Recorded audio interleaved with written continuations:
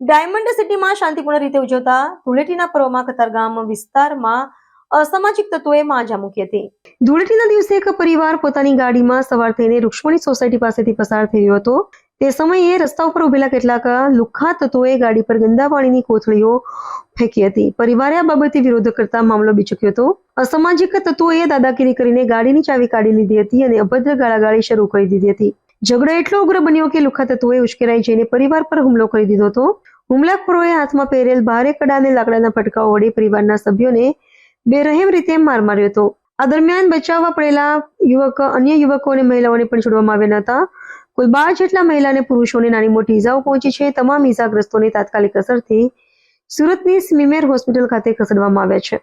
આ હુમલાની સમગ્ર ઘટના નજીકમાં લાગેલા સીસીટીવી કેમેરામાં કેદ થઈ ગઈ છે। ફૂટેજમાં સ્પષ્ટપણે જોઈ શકાય છે કે કઈ રીતે લુખ્ખા તત્વો રસ્તા પર આતંક મચાવી રહ્યા છે અને નિર્દોષ લોકોને નિશાન બનાવી રહ્યા છે।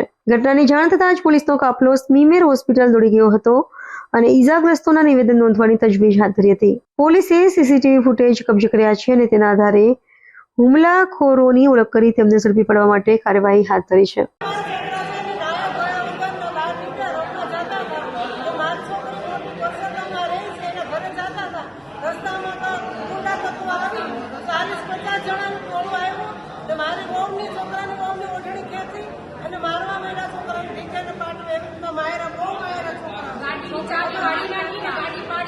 છોકરાને કોઈ વસ્તુની ધ્યાન ન દેવાથી એટલો બધો માર્યો। 10 વર્ષના છોકરાને હાથ પકડીને ઘા કરી દેવામાં આવ્યો।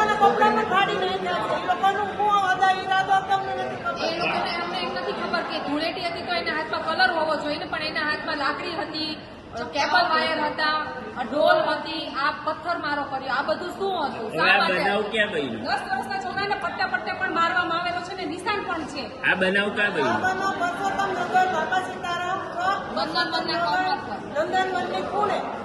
સામે કોણ હતા?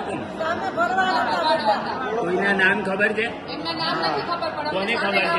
ચહેરા બધા અમે ઓળખી જશું। એમાં 2-3 ના નામ છે ખબર। ભાવો હતો, કાનો હતો, ગૌતમ ભગવાન હતો, આટલા 3 નામ